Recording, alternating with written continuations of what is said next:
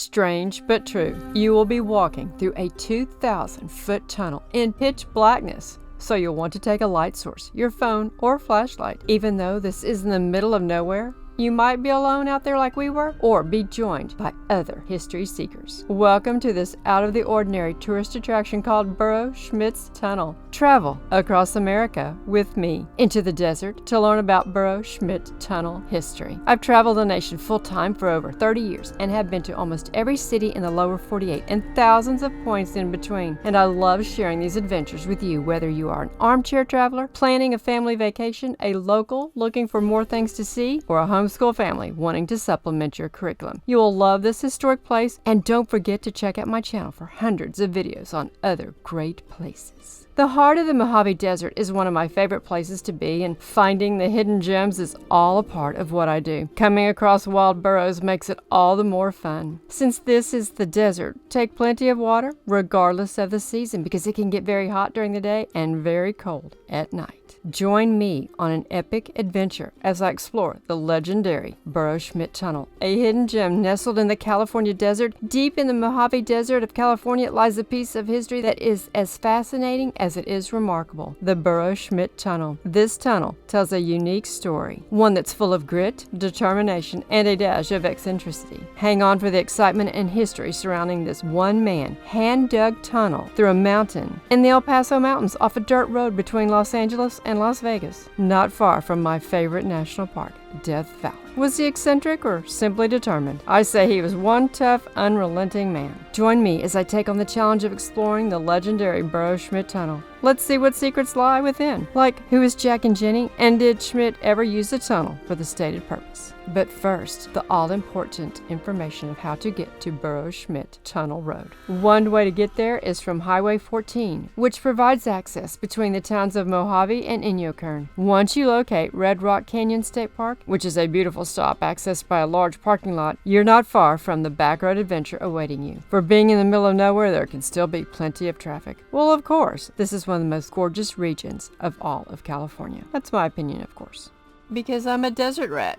Isn't he cute? So you turn off this dirt road, and I've included the coordinates in the description below and on the screen. Then you're going to drive on a dirt road approximately 8.5 miles to park at Burro Schmidt's humble abode. The parking coordinates are also in the description below. There are a few barrels on the roadside to help you in your journey. Now, a little bit about William Henry Burro Schmidt. William was born in Woonsocket, Rhode Island in 1871. At the age of 24, he was stricken by tuberculosis, and Mr. Schmidt, in desperation, asked his doctor what could he do to prolong his life. The doctor said, "You might think about going out to the high desert in California." He filed the claims and moved to the area known as Garlock, California, in the El Paso Mountains. He took his doc's advice. Smart guy. The only access to the area was via a canyon trail, fit for burro travel only. He purchased 2 burros, and he named them Jack and Jenny. Thereafter, he was known as Burro Schmidt. He said he would never haul his ore to the smelter in Mojave down the traditional trail. He decided that if he dug a tunnel through the solid granite mountain, he could meet up with the Borax Road, which ran from Death Valley to Mojave through the Rand Mountain area and the El Paso Mountain Valley. You'll want to watch my videos on the Mojave National Preserve, and of course, the video I have on the date shake. But back to Mr. Schmidt. His drilling, blasting, and picking commenced in 1906. Completely alone, he labored, carrying the ore and rock on his back and in his wheelbarrow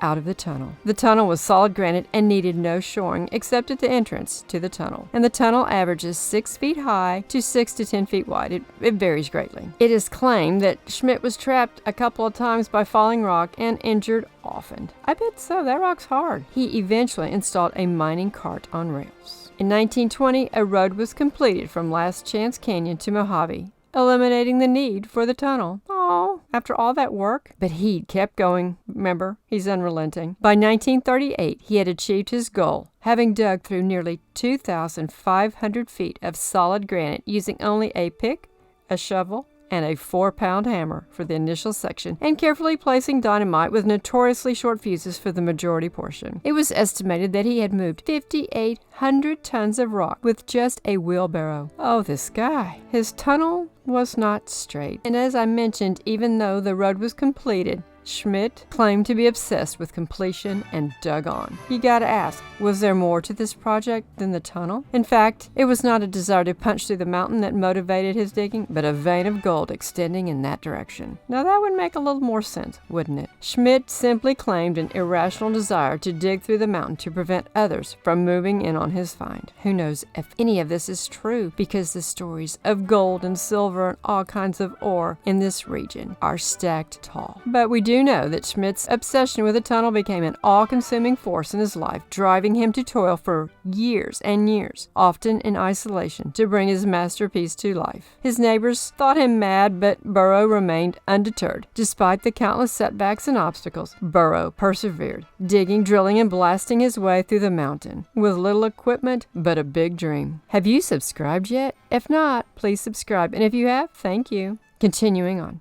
He had made his way out of the mountain on the south side, where he had originally planned to carry his ore out of the tunnel and down to Mojave for a seine. But this never came to pass. He was now on the side of a very steep mountain with no way down to the valley except climbing. When we walked through this tunnel and went out, we're like, oh, this is a bust. After 38 years of tunneling, he had dug through nearly 2,500 feet of solid granite. Now, the question is, was he brilliant or harebrained? You decide. But it does appear he cured the tuberculosis with the desert climate. Speaking of climate, the tunnel is usually a cool 68 degrees year-round. And of course, there's really no humidity, which makes it extra pleasant. Ready to hear two crazy parts of the story? Number one, Schmidt never used a tunnel to move his ore. Second, Ripley's Believe It or Not made a cartoon celebrating the feat, calling him the human mole. Now, if you're wondering about his faithful burros, Jack lived to be 21 years old and Jenny died at the old age of 25. William lived another 16 years as the proud proprietor of a tourist attraction called Burro Schmidt's Tunnel. Schmidt's cabin in Garlock has been abandoned and stands as it was in the 1930s, preserved by the dry climate. The Bureau of Land Management, also known as the BLM, states that they own the Schmidt Tunnel and associated surrounding land because it is an unpatented mining claim under the General Mining Act of 1872, meaning that all rights reverted to the BLM under the Federal Land Policy and Management Act of 1976.